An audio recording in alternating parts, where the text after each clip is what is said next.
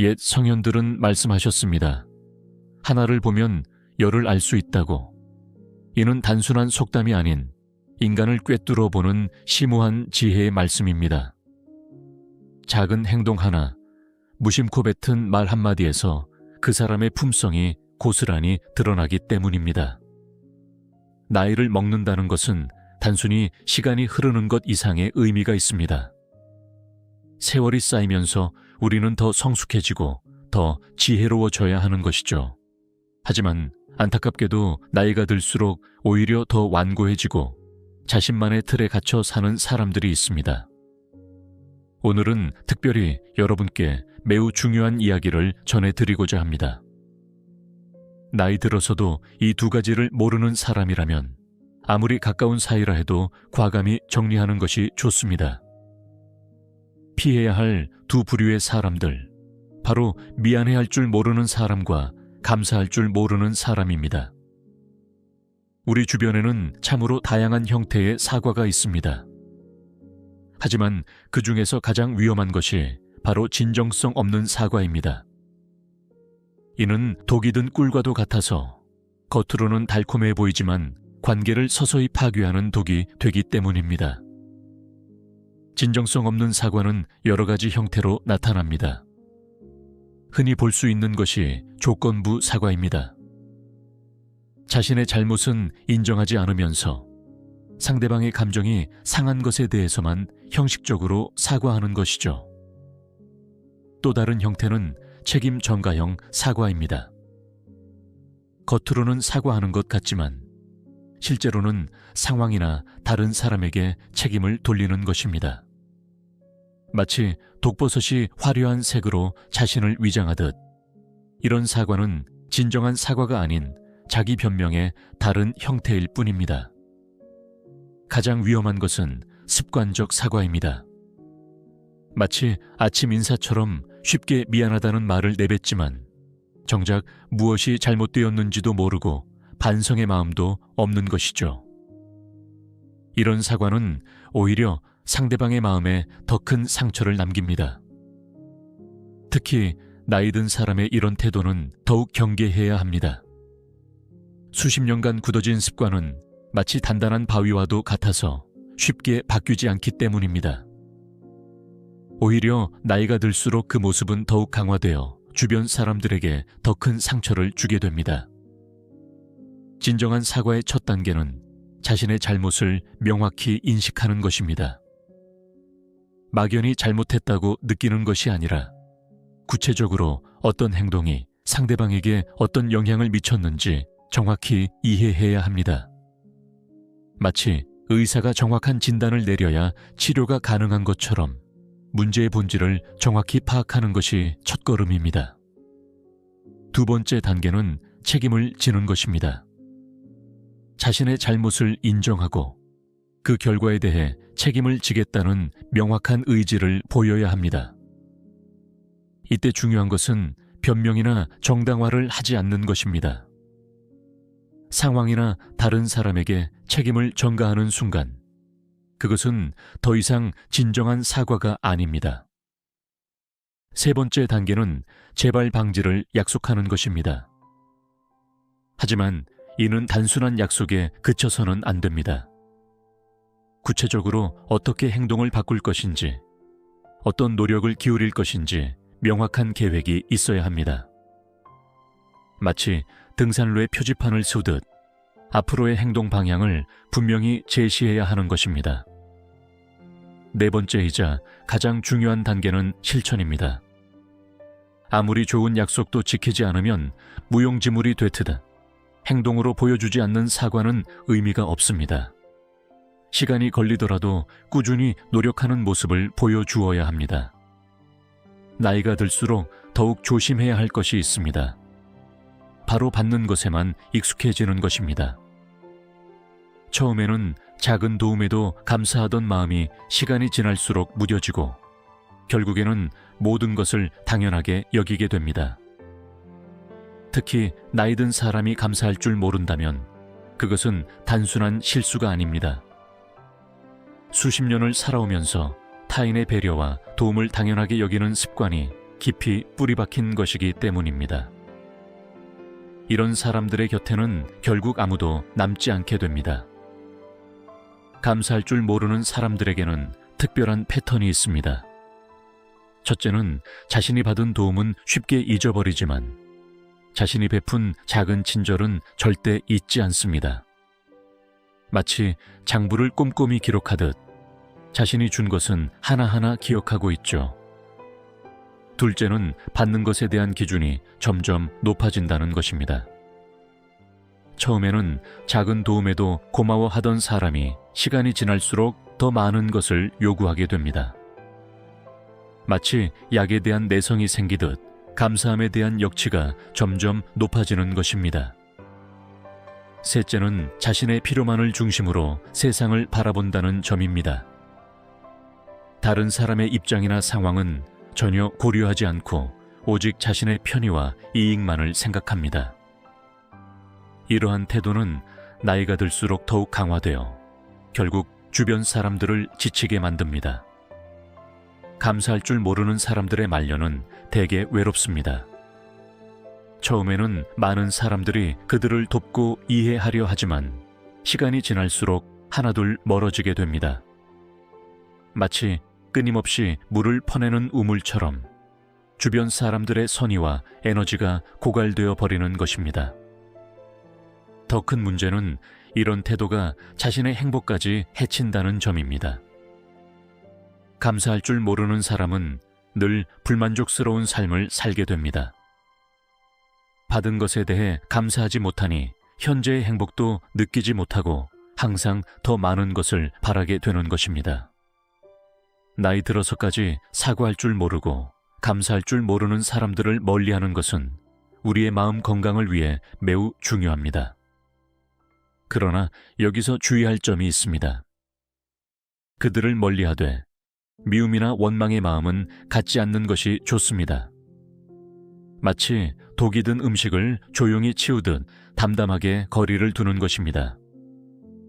특히 가족이나 오랜 친구 사이라면 더욱 신중해야 합니다. 갑작스러운 관계 단절은 오히려 더 큰 상처를 낳을 수 있기 때문입니다. 대신 점진적으로 만남의 빈도를 줄이고 깊은 관여를 피하는 것이 현명합니다. 타인의 잘못을 지적하기 전에 먼저 거울 앞에 서듯 우리 자신을 돌아보는 시간이 필요합니다. 혹시 우리도 모르는 사이에 진정성 없는 사과를 하고 있지는 않은지, 또는 받은 은혜를 당연하게 여기고 있지는 않은지 깊이 성찰해봐야 합니다. 나이가 들수록 우리는 더욱 겸손해져야 합니다. 세상에는 홀로 할 수 있는 일이 거의 없기 때문입니다. 매일 아침 신문을 가져다 주는 분, 동네 가게에서 반갑게 맞아주시는 분, 버스에서 자리를 양보해주는 젊은이들, 이 모든 분들의 배려와 친절이 있기에 우리의 일상이 가능한 것입니다. 나이 들어 만나는 새로운 사람들과의 관계에서는 더욱 신중해야 합니다. 처음 몇 번의 만남에서 그 사람의 진면목이 드러나기 마련이죠. 특히 다음과 같은 순간들을 주의 깊게 관찰하는 것이 좋습니다. 첫째, 그 사람이 실수했을 때의 반응입니다.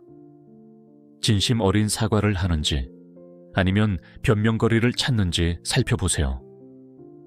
둘째, 누군가의 도움을 받았을 때의 태도입니다.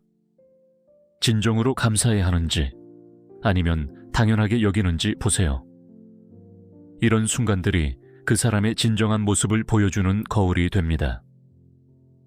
인생의 황금기를 살아가는 우리에게는 평화로운 마음이 무엇보다 중요합니다. 이 시기에는 더 이상 의무감이나 체면 때문에 힘든 관계를 이어갈 필요가 없습니다. 우리에게 남은 시간과 에너지는 더없이 소중하기 때문입니다. 진정한 사과와 깊은 감사는 인간관계의 기본이자 가장 중요한 덕목입니다. 이 두 가지의 가치를 아는 사람들과 함께할 때 우리의 노년은 더욱 풍요롭고 행복해질 것입니다. 이 말씀을 듣고 계신 모든 분들이 진정성 있는 사과와 깊은 감사의 가치를 아는 좋은 분들과 함께하시어 더욱 행복하고 평안한 노후를 보내시기를 진심으로 기원합니다. 참으로 신비로운 순간들이 있습니다. 60세를 맞이하는 시점도 그중 하나입니다. 많은 분들이 이 시기를 단순히 나이 드는 과정이라고만 생각하시지만 사실 지금이야말로 우리 삶에서 가장 중요한 전환점이 될 수 있습니다. 시간은 마치 강물처럼 흘러갑니다. 하지만 그 흐름 속에서 우리가 어떤 선택을 하느냐에 따라 남은 인생의 질은 천차만별이 될 수 있습니다. 단순히 건강관리나 운동, 취미생활 같은 외적인 것들만이 아닙니다. 우리의 정신적 태도와 내면의 자세가 더욱 중요한 역할을 하게 됩니다. 지금 이 순간에도 우리의 수명은 결정되고 있습니다. 하지만 이는 운명이 아닌 우리의 선택에 달린 것입니다. 내일부터 어떻게 살아갈지에 대한 결정이 미래를 완전히 바꿀 수 있죠. 많은 분들이 60세를 기점으로 삶의 내리막길이 시작된다고 생각하십니다. 하지만 이는 큰 오해입니다. 오히려 이때부터가 진정한 인생의 황금기가 될 수 있습니다. 더 이상 사회적 책임이나 의무에 얽매이지 않고 온전히 자신을 위한 시간을 가질 수 있는 축복받은 시기이기 때문입니다. 건강한 노년을 위해 가장 먼저 시작해야 할 것은 나만의 건강법을 만드는 것입니다. 이는 단순히 의사의 처방이나 일반적인 건강 수칙을 따르는 것을 넘어서는 것이어야 합니다. 건강은 돈으로 살 수 없는 유일한 자산입니다. 특히 60세 이후에는 건강관리를 소홀히 했을 때 찾아오는 후회가 더욱 크게 다가옵니다. 이제는 단순히 병을 예방하는 차원을 넘어 적극적으로 건강을 만들어가는 자세가 필요한 때입니다. 매일 30분의 걷기만으로도 우리 몸에는 놀라운 변화가 일어납니다. 심장병과 당뇨병 같은 만성질환의 위험이 크게 줄어들고 뼈와 근육은 더욱 단단해집니다. 더구나 걷기는 특별한 기술이나 도구가 필요 없는 가장 안전하고 효과적인 운동이죠. 건강한 몸만큼이나 중요한 것이 바로 정신 건강입니다. 나이가 들수록 우리의 정신 건강은 더욱 중요한 역할을 하게 됩니다. 마치 단단한 뿌리가 있어야 나무가 흔들리지 않듯 건강한 정신이 있어야 육체도 건강할 수 있기 때문입니다. 특히 외로움과 고독은 60세 이후 가장 큰 적이 될 수 있습니다. 자녀들은 독립하고 오랜 친구들과의 만남도 줄어들면서 자연스럽게 찾아오는 감정이죠. 하지만 이러한 감정에 압도되지 않는 것이 중요합니다. 우울증은 단순한 마음의 병이 아닙니다. 면역력을 떨어뜨리고 심장질환의 위험을 높이며 심지어 치매의 발병 가능성도 높이는 것으로 알려져 있죠. 따라서 정신건강관리는 선택이 아닌 필수가 되어야 합니다. 긍정적인 마음가짐은 단순한 심리적 위안이 아닙니다. 과학적 연구들은 긍정적인 사고방식을 가진 사람들이 평균적으로 더 오래 살며 만성질환에 걸릴 위험도 더 낮다는 것을 보여주고 있습니다. 매일 아침 감사일기를 쓰는 것만으로도 우리 몸에는 놀라운 변화가 일어납니다. 스트레스 호르몬이 줄어들고 면역력은 높아지며 수면의 질도 개선됩니다. 작은 습관이 큰 변화를 만드는 것이죠. 우리의 몸은 본능적으로 오래 살고자 하는 생명력을 가지고 있습니다. 하지만 나이가 들수록 이 생명력은 점점 약해지고 몸은 무기력해지기 시작합니다. 이때 가장 강력한 해결책이 바로 꾸준한 운동입니다. 많은 분들이 운동은 젊었을 때 하는 것이라 생각하시지만 사실 나이가 들수록 운동의 중요성은 더욱 커집니다. 근육량은 나이가 들면서 자연스럽게 감소하고 관절의 유연성도 떨어지기 때문입니다. 그러나 희망적인 것은 늦게 시작해도 효과가 있다는 점입니다.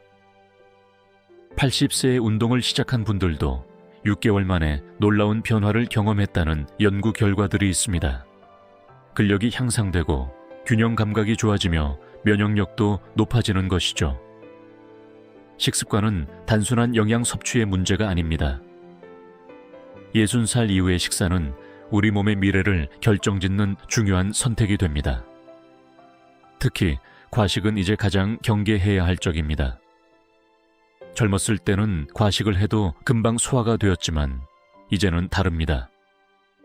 소화 기능이 떨어지고 대사 속도도 느려지면서 과식은 곧바로 건강 문제로 이어질 수 있습니다. 적은 양을 자주 먹는 것, 이것이 황금률입니다. 특히 단백질 섭취에 신경 써야 합니다. 나이가 들수록 근육량이 감소하는데 이를 예방하기 위해서는 충분한 단백질 섭취가 필수적입니다. 생선, 두부, 달걀 등 양질의 단백질을 매 끼니에 조금씩 포함시키는 것이 좋습니다. 나이가 들수록 많은 분들이 변화를 두려워합니다. 익숙한 것에 안주하고 새로운 것을 거부하는 경향이 생기죠. 하지만 이러한 태도야말로 우리를 더 빨리 늙게 만드는 원인이 됩니다. 정신적 유연성은 마치 나무가 바람에 따라 유연하게 움직이듯 변화하는 환경에 적응하는 능력입니다. 스마트폰 사용법을 배우는 것을 꺼려하거나 새로운 취미에 도전하기를 망설이는 것은 이 유연성을 잃어가고 있다는 신호입니다. 정신적 유연성을 키우기 위해서는 의식적인 노력이 필요합니다. 매일 한 가지씩 새로운 것에 도전해보는 것도 좋은 방법입니다. 새로운 식당에 가보거나 평소와 다른 길로 산책을 해보거나 처음 보는 TV 프로그램을 시청해보는 것처럼 작은 것부터 시작하면 됩니다. 특히 디지털 기기의 사용을 두려워하지 마십시오. 스마트폰과 인터넷은 이제 더 이상 젊은이들만의 전유물이 아닙니다. 오히려 이러한 기술은 우리의 삶을 더욱 풍요롭게 만들어주는 도구가 될 수 있습니다. 우리의 뇌와 신체는 모두 음식으로부터 에너지를 얻습니다. 특히 60세 이후에는 식사의 질이 삶의 질을 직접적으로 좌우하게 됩니다. 과도한 당분과 나트륨은 이제 독이 됩니다. 현명한 식사란 무엇일까요? 그것은 다채로운 색의 채소들로 가득한 식탁, 적당량의 단백질이 포함된 균형 잡힌 식사를 의미합니다. 특히 아침은 가볍게, 점심은 든든하게, 저녁은 소박하게 먹는 것이 좋습니다. 수분 섭취도 매우 중요합니다. 나이가 들수록 갈증을 덜 느끼게 되지만 우리 몸의 수분 필요량은 여전히 같습니다. 하루 8잔 이상의 물을 규칙적으로 마시는 습관이 필요합니다.